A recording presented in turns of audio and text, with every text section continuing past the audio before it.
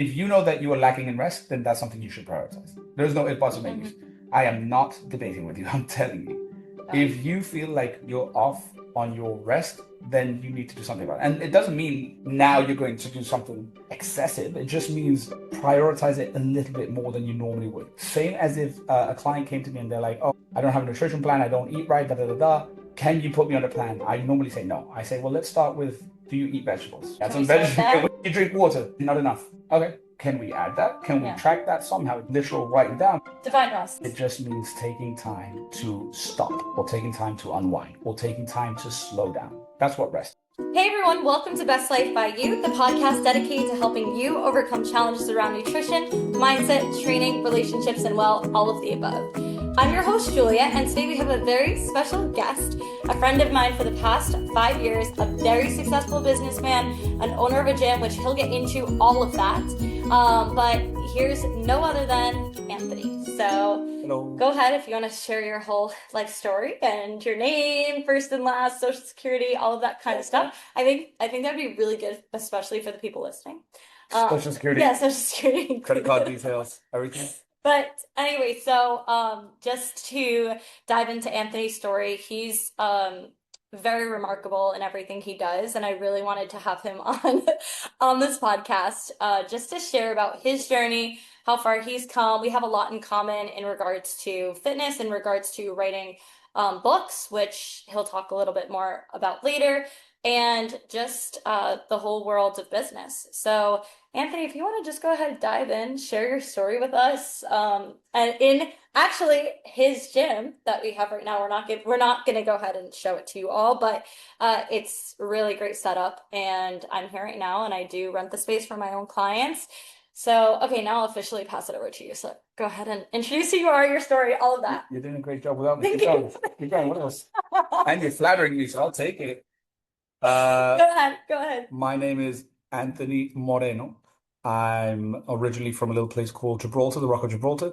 It is a British colony on the southern tip of Spain, which is why I'm British by nationality, and I'm also half Spanish on my mom's side.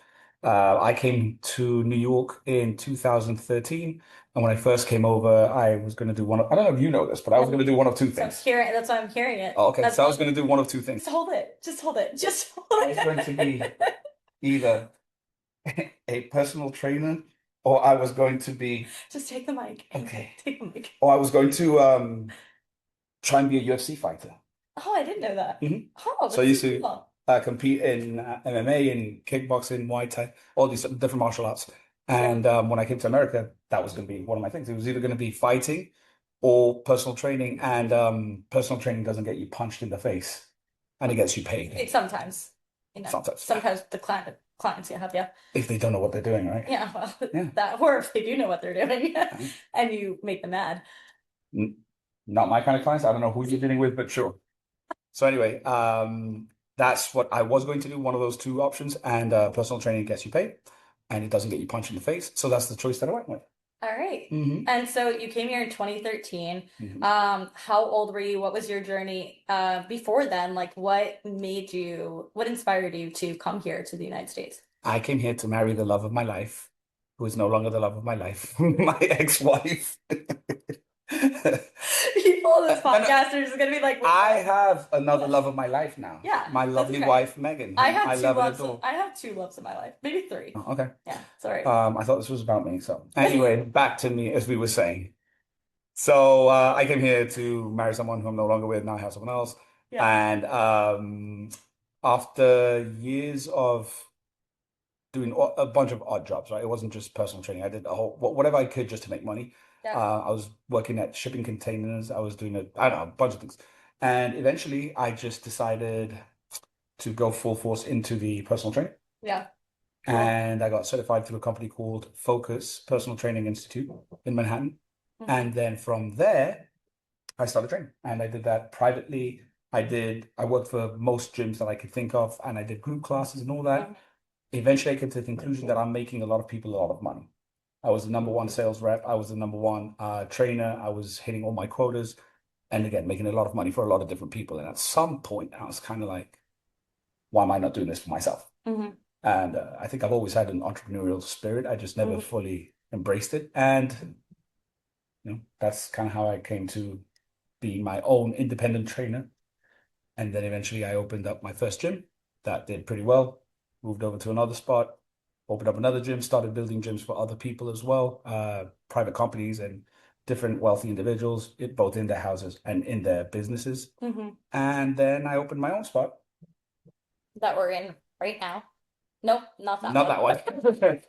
I opened a spot, and with the profits of that spot, I opened this spot with an ex-business partner Yes. who won't go into the details, but because of reasons, Yeah. I had to buy her out, came to this location that we're in right now, and closed the other one, brought everybody over. It was a good business move. Yeah. And now we're here, and now what I do is group training, personal training. I do mentorship. I do business development and anything else that Space makes rentals. space rentals. So that's how, Yeah. yeah, that's how we got connected again. I mean, years ago, No, we got we connected. connected because of Orange Theory. And Anthony used to train at the spot I currently train at, and we had a phone call like 5 years ago. And then we just kind of stayed in touch since. So pretty cool. But yeah, your journey, I mean, you have so much more to share of like, I think just from when you were a kid to now and the transition, like what is it like moving to a whole new country? I know it was for, a situation that you're no longer in. But just talk us through that. Like you moving to a new country is no joke. Like to say goodbye to your family for and leave that life you had to now. Um, what was that process for you of like moving to, was it something you didn't even think about because you knew why you were coming here? No, no, Like no, no. I what had to think about it a lot. have And you ever actually, thought of going back? Like, yeah, not anymore. So where I'm from, like I said, it's a small colony, yeah, population of 40,000, yeah. right? Minus me, so 39,999. And now me, I'm here, right? Okay, yeah. There's actually one other person that lives in the city. He's a friend of mine. Yeah. But I haven't seen him even since before I came here. I Okay. digress. Okay. Point of story is, what was the transition like? Yeah. I'm I'm a bit of a risk taker in the sense that I'm not afraid to try different things and do Hmm. different things.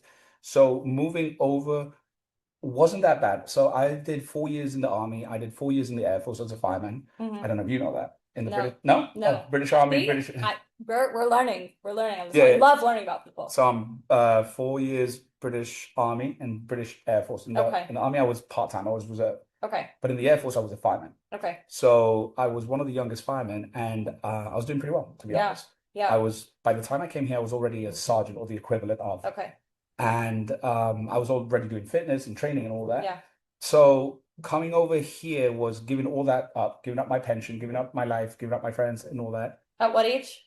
22, 23. Okay. Very young. Yeah. Yeah. Yeah. And then to come on over here to get married, which I was not the marriage type back then. So anyway, Okay. very odd. If you really want me to go on and on, my dad did not approve of this. Like he stopped speaking to me for 6 to 8 months. Wow. Yeah, he did not attend my wedding. So you got married here. I got So married where did you meet her? overseas. She was an au pair, and we did like for about 3 years, we did long distance. And then I Yeah. was like, all right, one of us has to move or we're going to break this off. Yeah. And I made the choice to So go. you made the choice to come here. Okay. So she lives in the States. She's Yeah, she's always still here. lived. Please don't see this. Yeah. Yeah. Okay. It doesn't matter if she does. It's all good things. It's not a thing that. Actually, It's a lesson I learned. wanted to just for your views. Yeah. So you get more views. Oh, okay. Maybe get a negative comment because Stop. that brings up the algorithm. Yeah. The algorithm. Oh, okay. Yeah, Or you don't know you that? start commenting negative things on Yeah, every I'm serious. single one Like of my fights and posts. stuff gets pushed more. Yeah. Okay, so comment something negative on every single one of my posts. Okay. Okay. I'll look at them and then I'll Okay. comment. I don't look at your comments. False information, Julia. What are you saying? You're not a personal trainer. Mhm. Anyway, so well, that's a whole process. So your dad, then you built that relationship. How did that go? Because this again, it's about like how do you get to that moment of breakthrough? Like, did you talk to your father? Did he come to you? Like, he No, didn't come to your actually, wedding? no. So just to give you a little, like an abbreviated version, I'm not going to go into my whole No, life you story. don't have to. You But don't the have to. abbreviated We version don't is, have the kind of I time for that I today. didn't even tell my dad that I was coming over. I didn't even tell my mom. Oh, I brought my tickets. I started making everything because I Yeah. was living by myself at the time. I was living in my Yeah. parents' house. Okay. And I told my mom, not even my dad, I told my mom, like, hey, how would you feel if I moved over, one day and married this girl and live in America? She's like, oh, it's your life, do whatever you want. I'm proud of you, da da da, in Spanish because she's Yeah. Spanish. And I'm like, well, I'm doing it. And she's like, oh, what do you mean? I'm like, here's the ticket. This is it. I retired from my job. And Wow. she's like, you're a fucking idiot. She's like, you're a stupid. We thought your brother was a stupid one. You're, oh, great. It's okay. She's like, I thought that that your brother was the dumb one. You're Yeah. clearly the stupid one. I'm like, oh. So at that point, your mom was My mom not was very for you. supportive Okay. until she saw that it was truly going to happen, that I Yeah. was moving and I was going to leave my family and Yeah. all that stuff, and then they were not supportive at all. And Got then my it. dad was very much against it because he was very proud of me. He was very happy of Yeah. like what I was doing and the fact that I was a fireman, that I was the youngest fireman to ever make it into the Yeah. station, that I was a sergeant already. I'm 38 now, so by 44 I would have been retired, full Wow. pension, Yeah. full government pension, everything. Yeah. So he was not happy. And then to say Got that, it. I'm going to go over there to be a trainer, like Yeah. it's not exactly a doctor or something that your parents can be like, super. Who cares anyway? I do what I want. That's my life motto. So I I, mean, you're a successful business owner. I'd take I don't that. know how to define successful. What is success to you? Yeah, that's someone who's happy with what they're doing and they're able to make an impact on society in a positive way and help influence, one person, at least one person, for the betterment of themselves and of society. So I would say Okay, like then yeah, yeah. Okay, then yeah, I like have, okay, by that's that what I mean. standard, Like for yes. me, success isn't a lot of people define success as like a financial number or being like this, but remember, it's not a financial number. You're going for the financial freedom. So it might be for you 80K. For me, it might be Yeah. 100K. For somebody else, it might be 10K. Like, Hmm. what does financial freedom look like to you? It shouldn't be a number, it should be a lifestyle. And then Right. how do you get that lifestyle? I think I told You you get this the the other number. day that for me, wealth or financial freedom is not having to do the things that you don't want to do.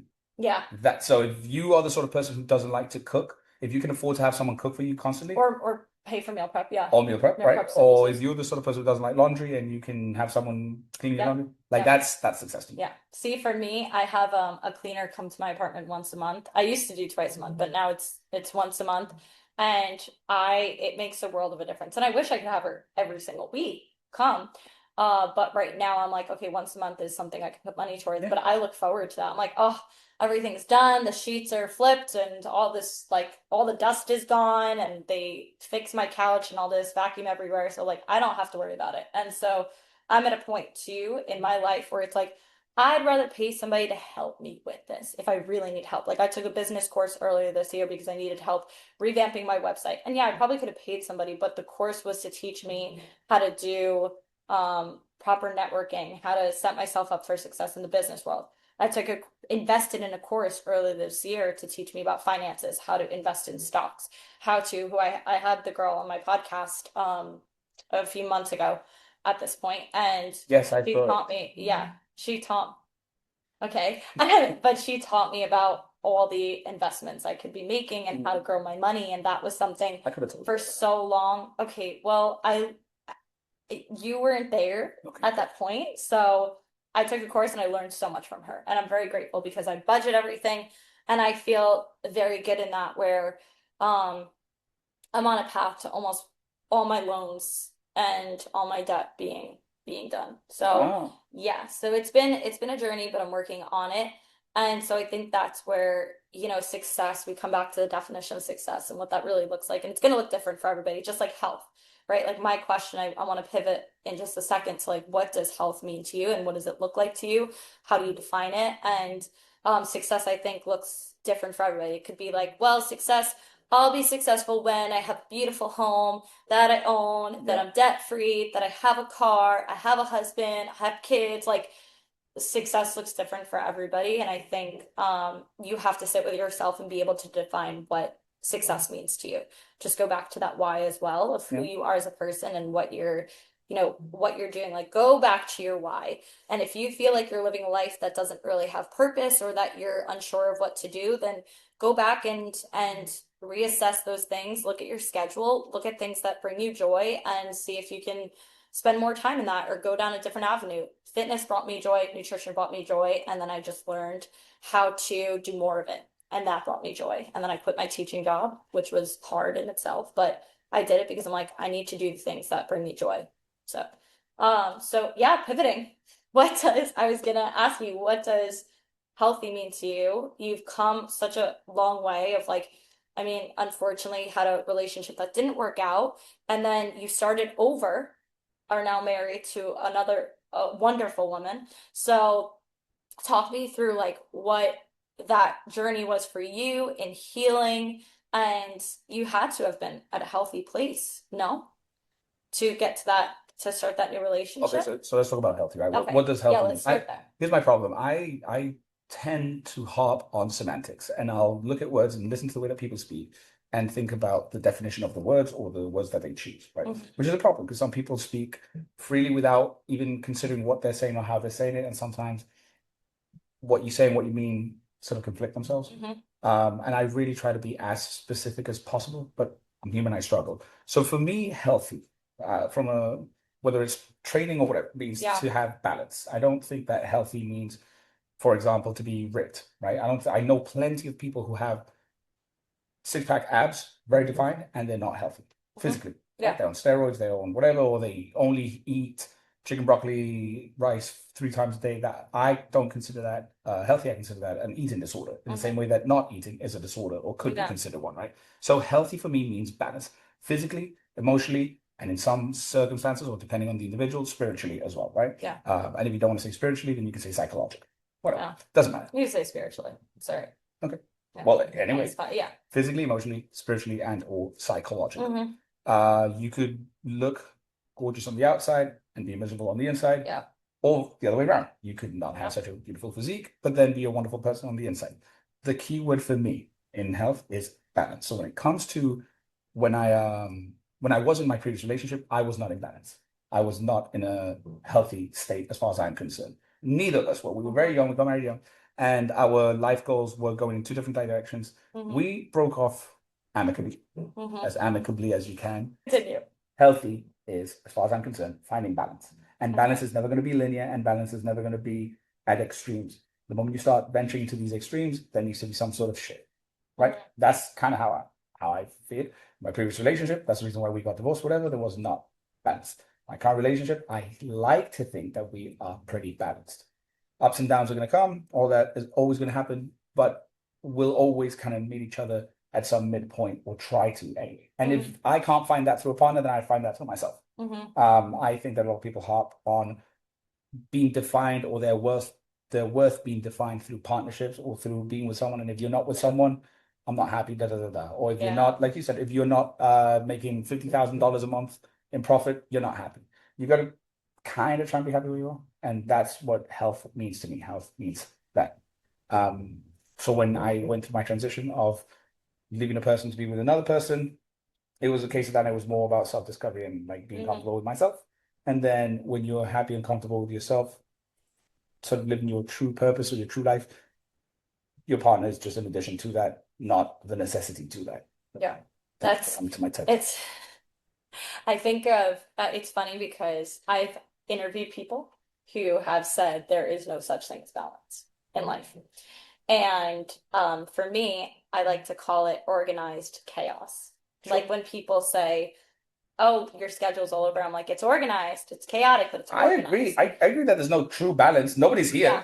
No. How miserable, how boring would that be? How miserable would that be? I'm saying there's balance. Some people who want that though. They want that like it might be different for us because we are entrepreneurs. We're all over the place, like, right, we thrive in chaos. Yeah, we thrive in chaos. We thrive doing the next thing and chasing the next thing. And but you had mentioned the balance. I think it's important to notice you had mentioned it. I've talked about this before of like that. You said the holistic health, being able to have your spiritual health, your physical health, your what else? Mental health, like all those avenues need to be fulfilled in some respect, but none of them are all going to be perfect at the same time. Oh, no. You will be struggling. You can be a person struggling with your physical health, but yet your spiritual health is so good, or vice versa. Like there are some people who their mental health is really bad, like you were saying, but their physical health might be amazing, and they might be looking well, it's all connected. But physique, they might look amazing, but be struggling inside mentally. So there's going to be ebbs and flows for every single person. And that's what I refer to as balance. Yes. An ebb and a flow. Yeah. And an embracing of that ebb and flow, not just Yeah.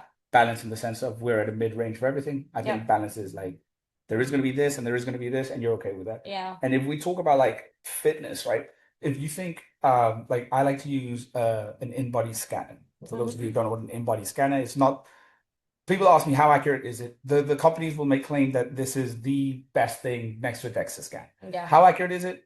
It's not 100% It's going to be accurate. 80, 90, whatever. Fine. Doesn't matter. Yeah. The point is that it gives me a baseline of what's going on. Mm-hmm. So if every week I see that your weight is going up, your fat is going up, and your muscle is going down, it doesn't have to be 100% accurate for me to know that something's not right. Yeah. Or the other way around, if your muscle. So what I mean to say that is, if we translate that to sort of your spiritual health, emotional health, physical health, and every week you find that you are stressing about the same thing for the past 3 months, clearly there's some form of imbalance there. Yeah. So it's not going to be that you're never stressed or not never happy. It's just like, same with your business health in terms of business. It's not always going to be record-breaking profits, but it shouldn't also be, I'm never making money. Yeah. Then there's a problem. Yeah. So that's for me, health in any aspect of life. It's just understanding it's like this, embracing that. I actually read one time an analogy of like life being your little boat, your little sailboat, and the waves just come and go, and you need to learn how to not just sink or whatever. You need to be able to go with the waves. Yeah. Mm-hmm. Yeah. It's a good point. I think a lot of people though are trying to, and I'll speak for myself. Like I try to be well in every area, but I realize when I don't take time off, like I work 7 days a week. That's not something sustainable. That I know it's not sustainable. Well, here's the thing. If you have a very clear-cut goal and you know that this is the only way to achieve it, then that's your balance. There is no work-life balance. Yeah. Your life is your work right now. Yeah. Because you're working towards something, and then you work towards something else. But yeah, that's why I agree when you said earlier, like, oh, some people say that balance is not a real thing. Like, you're never gonna have fun. Yeah. Yes, but you're also working towards something. You have a very clear-cut goal. Yeah. If someone's trying to get super defined, there is no balance. Like, oh, how much cake can I eat? You cannot. Yeah. You're gonna compete. You're gonna be on stage. You have to be no, there is no. Yeah, you have to sacrifice if you're gonna compete and do that. But that's even like with my clients now. I have one client, she's been doing amazing with her cut. Like I thought we were talk shit about a client. All right. I was looking forward to the gossip. No. But one of my clients, she's been doing incredible. And I told her, I'm like, you really have to lock in for these next 3 months if you want to see results in a cut. And she's like, okay, done. And I'm like, tracking. And I talk about this on many episodes. I'm like, tracking might be excessive or it might be, hard and things. I'm like, but tracking's going to always get you to go faster. I use the analogy of finances with a lot of my clients because money seems to be like a universal understanding. So I'll say, like, listen, if you want to earn $10,000 a month, how much should you be earning a week? $2,500. There you go. Okay, you need to earn at least $2,500 a week. Yeah. And the reason why I use this analogy is because people say, well, I'm not eating that bad. Well, I'm not eating, it's just on the weekend. It's like, okay, fine. If your goal is to make $10,000 a month, you need to make at least $2,500 every week, or you need to make at least, or you're going to have to make 5,000 or 10,000 in one day, which that's not very possible when it comes to the human body, right? Yeah. So in the same way, think about your calories, or think about your exercise, or think about anything. And it's like, if the goal is 10,000, then you don't have any wiggle room below 10,000. Yeah. If you're making more, fantastic. And I would attribute that to be like, if you're eating under your calories, or if you're hitting your macros, or if you're whatever, working out 3 times a week, cool, you can afford that. And they're like, well, Julia eats cake every other day, and I eat cake and I blow up. And well, Julia has been working out for 5. She's put in time, effort, money, resources, anything. You haven't, and it's unfortunate. Yeah. Another thing that I like to use as well, it'll be like on an hourly basis, how many times have you worked out, or how many hours have you worked out? Yeah. Because most people do 1 hour 3 times a week. That's on average, right? 3 hours, and your weeks are. How many weeks are there? In a year? Yeah. 56. Nope. 52. Okay. It was close. It was close. Okay. The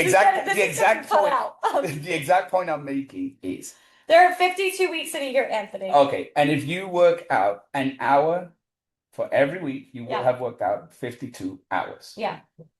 People expect magic results with 52 hours of exercise, and even less actually, because that's like in 3 months. That's way less. Yeah. You're telling me, why do you look like this? Can you get away with these things and I can't? It's because, well, time, effort, money, energy. And that's the thing. Like, I, I'm extremely disciplined in the fact that I'm going to the gym 4 times a week. I'm going to do my sprint class at least once a week. If it doesn't, this is what I aim for. 3 times a month is my sprint class. I give myself one opportunity if I need to miss it or something. How long have you been doing this? Sprint is new, No, but like just training. For the past 15 years. Right. 15 years that I've committed to, it's a minimum of 3 times a week. There are some weeks, you do the math.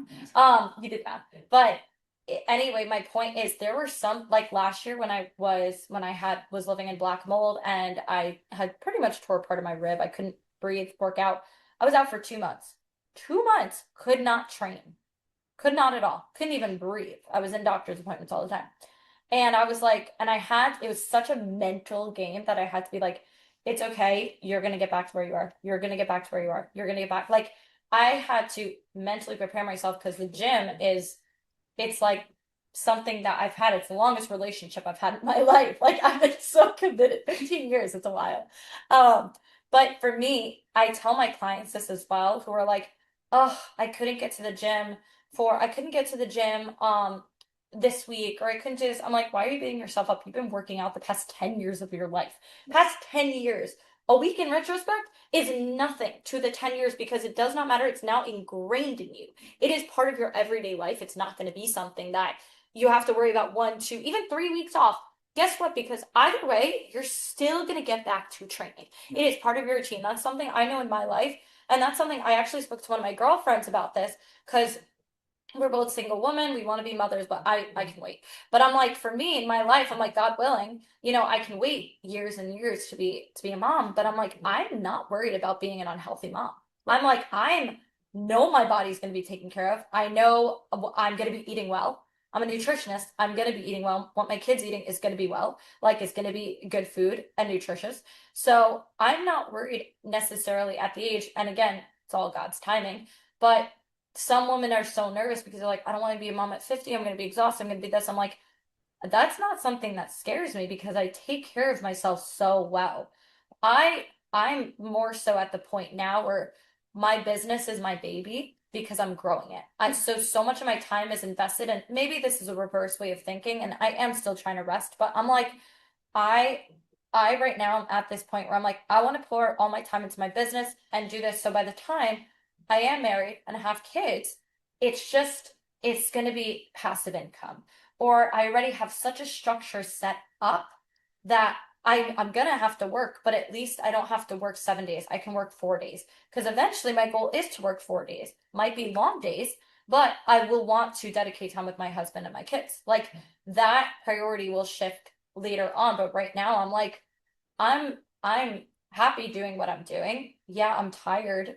I feel tired a lot because I'm training so much, I'm working so much, but I also am at a point where I'm like, I love what I'm doing, and I'm okay to wait for those things in my life because that's like, I'm doing what I want to be doing now. Like, I'm doing everything I want to be doing of building a business now. So yeah, I don't know where this came from. Balance, taking care of yourself. Well, I struggle with rest, but that's something I've been aware of. In my book, Fitness Sucks, I talk about the shameless little plug. Shameless plug. Should I go get the cover? You want? You want me to go get it? I'll go get it. Go ahead. Keep talking. So in my book, Fitness Sucks, I talk about what I consider 3 pillars of health. This is not a new concept. This isn't anything that I've come up with. This is stuff that I've read. So everything in my book is from things that I've learned and stuff that I've read. And in this first book, Yay! Fitness Sucks, that's kind of one of the things that I touch on, which is the 3 pillars of health: exercise, rest, and nutrition. I preach that, I talk that. I like to work in the rules of threes. There's some science to it. I can't remember, but like, we do Trinity. Okay, I guess. If you're religiously inclined, yes, the Trinity. So what I talk about is the 3 pillars of health, and what I'm saying is exercise, rest, and nutrition. So you were just talking about rest, and I wanna really focus on that part because I feel like as a society, most people struggle with. I mean, most people struggle with fitness, nutrition, but I'll Yes. speak for myself. I struggle with rest, so I'm here to learn. Tell me.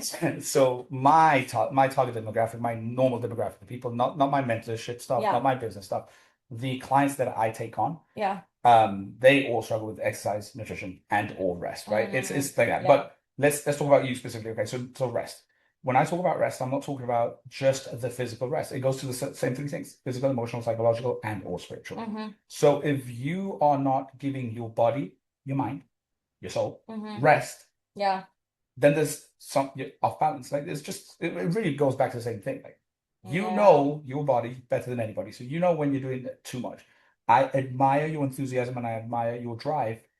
However, because you say but, you refute everything you just said. Yeah. So, however, if you know that you are lacking in rest, then that's something you should prioritize. There's no ifs, buts, or maybes. Mm-hmm. I am not debating with you. I'm telling you. Yeah. If you feel like you're off on your rest, then you need to do something about it. And it doesn't mean now you're going to do something excessive. It just means prioritize it a little bit more than you normally would. Same as if a client came to me and they're like, "Oh, I don't have a nutrition plan. I don't eat right. Da da da da. Can you put me on a plan?" I normally say no. I say, well, let's start with, do you eat vegetables? Yeah. No. Okay. Can we add Can we some start vegetables? that? Can we start that? Do you drink water? Not enough.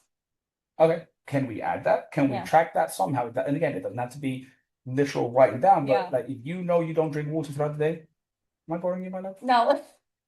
The rain. Is that what it is? It's Is the it so rain. cozy and it's such a nice and big It's all gonna get cut. keep it. Sometimes we need. So if you if you are not prioritizing rest, you should, Julia. Okay, And as so a coach, you should what does rest mean? Define rest. rest, physical, emotional, or psychological. Which one? Oh, All three. It yes. just means taking time to stop, or taking time to unwind, or taking time to slow down. That's what rest is. So for me, I think I've always struggled with the definition, or in the past, I had struggled with the definition of rest and what that actually looks like.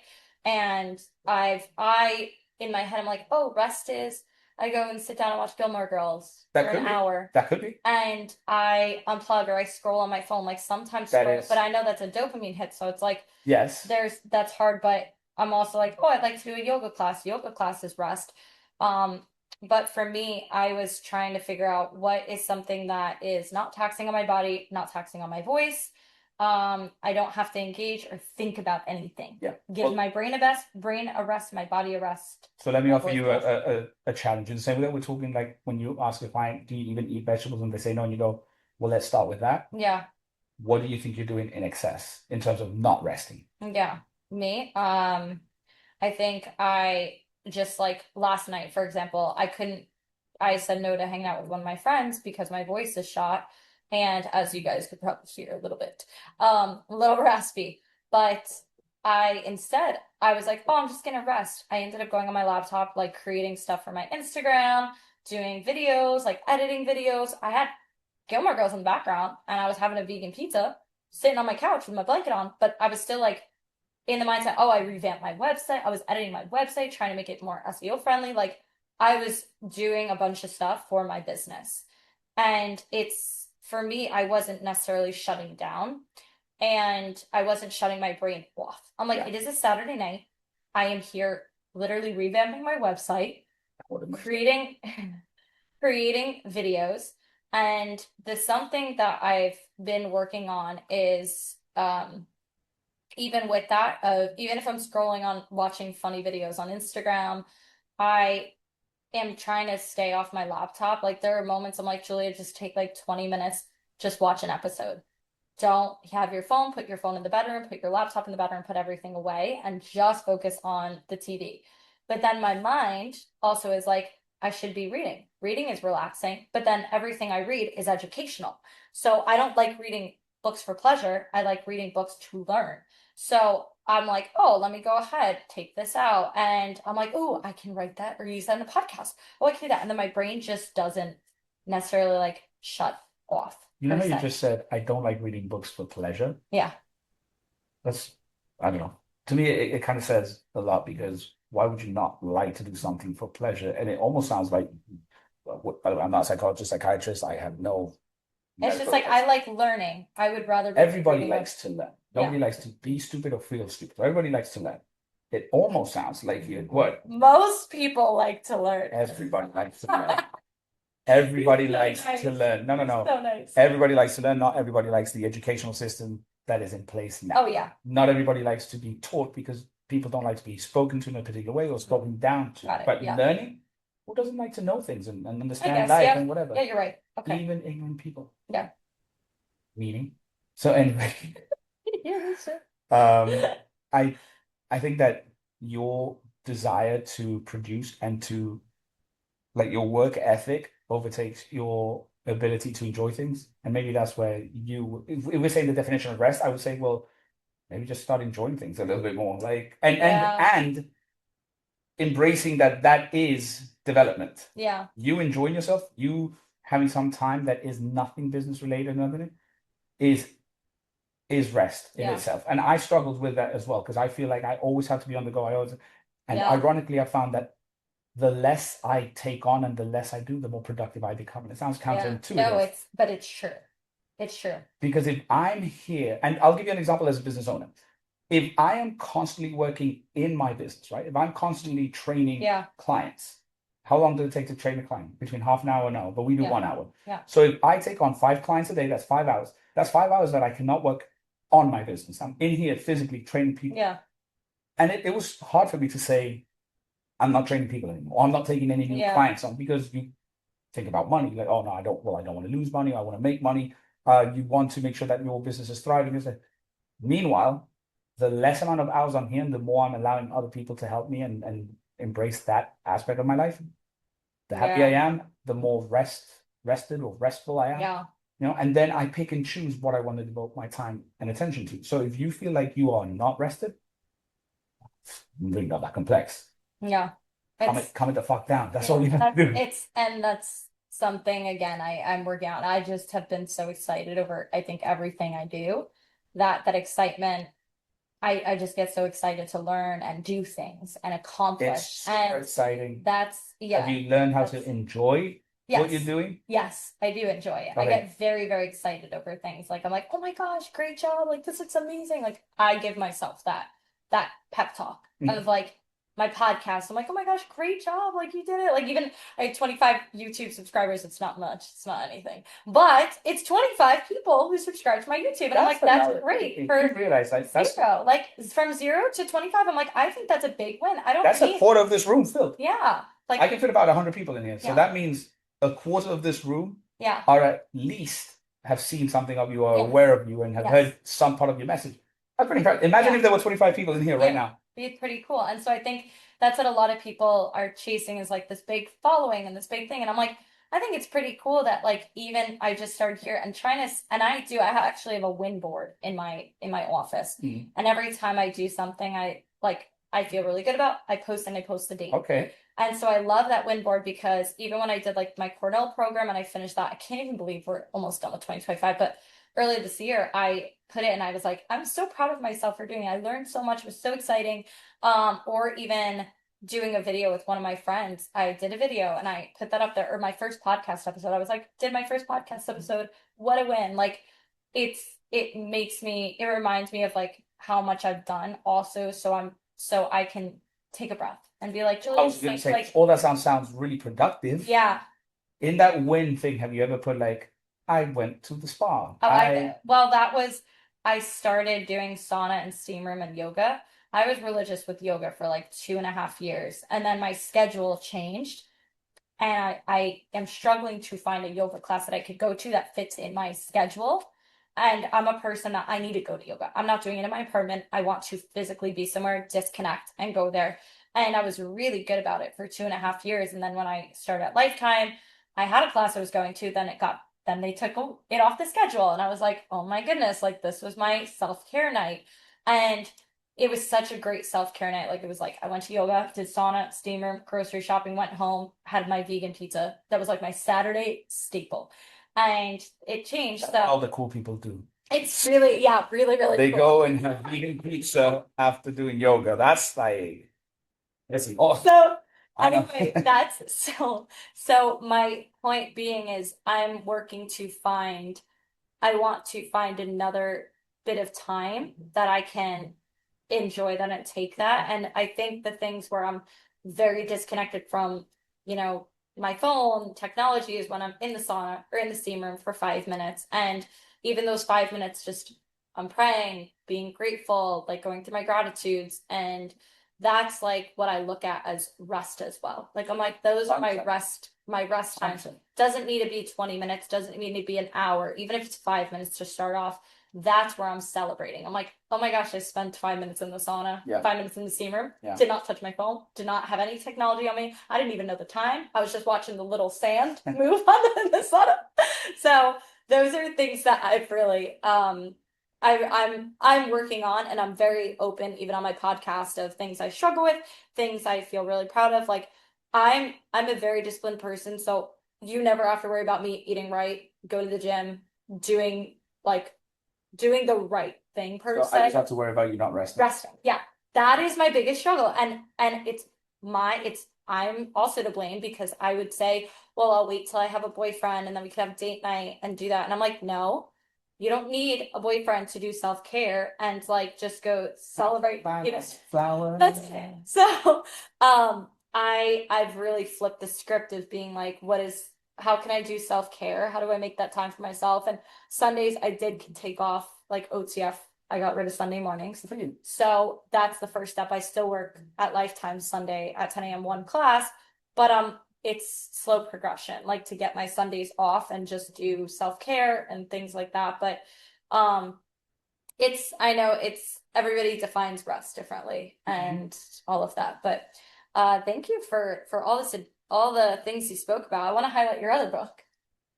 So Anthony has one book. It's called Fitness Sucks, and his second book is I run businesses, or I run a business, not marathons. Yeah. And I'll give you a quick the point of this, right? The subtitle is how physical health fuels profit, performance, and presence. All this is the first one is a book for literally everybody. Anybody who's trying to get into the fitness industry, is people who have this misconception of what fitness is and health and all that, right? And really, really toning in on the title of Fitness Sucks. I think it's a common understanding that fitness is not an enjoyable thing. To a degree, it doesn't have to be. Yeah. I like to use, and again, I know I speak in a lot of analogies, but I like to use the analogy of brushing your teeth. Yeah. Do you brush your teeth and you're having a wonderful time? Like, no. No. It's not it's just a thing you do. Yeah. And in the same breath, fitness can become, it doesn't have to, there are enjoyable ways and there are ways to make this part of your life, but it's worst case scenario. If you really hate everything about physicalities, just do it because you have to. Just do it because it'll help you not die sooner. Yeah. Theoretically. It does, yeah. Because life is a game of chance, we don't know, and God decides whatever. But when it boils down to it, ideally you want to reduce your odds of chronic illnesses, chronic conditions. So do it because of that. And the second one is aimed specifically at business owners, CEOs, and high performers because, interestingly enough, you being a good example, those are the people who do not prioritize. We'll prioritize, and I'll include myself in this statement. We prioritize our businesses, we prioritize our careers, we prioritize progression, money, and health, or your physical health is on the wayside because, well, I'll be okay. I don't have cancer, I don't have diabetes, I don't have this.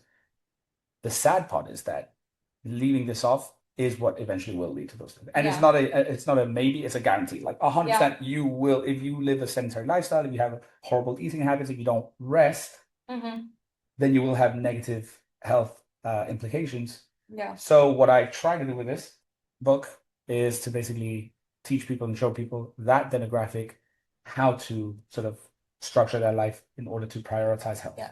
And I just did thank you for sharing. I just done a podcast episode about freedom and that you can structure in freedom. And if you're American, just go to another country that's not the freedom. No, but you can structure, you can put it in. And that is something that I had for actually 2 months in my schedule. I was super good about this from 6 a.m. to 10 a.m. at 10:30 a.m.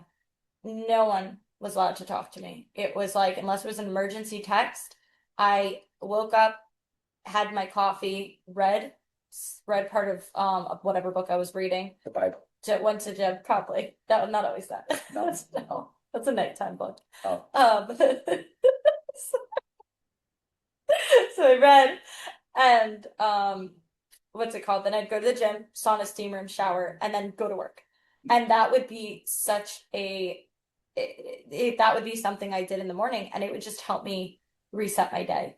And what I'm doing is my schedule has changed so much. Oh my gosh, my schedule has changed so much where I coach mornings, I'm working late at night, so my schedule's a little flip-flop. But what I'm being very intentional about, especially going into 2026, is writing in my non-negotiable rest time. Nice. And that's what I want to do more of is like one, define what rest means to me, because what rest means to me is not what it means to you. Mm-hmm. Rest means to me sitting in a coffee shop, reading a book, undistracted.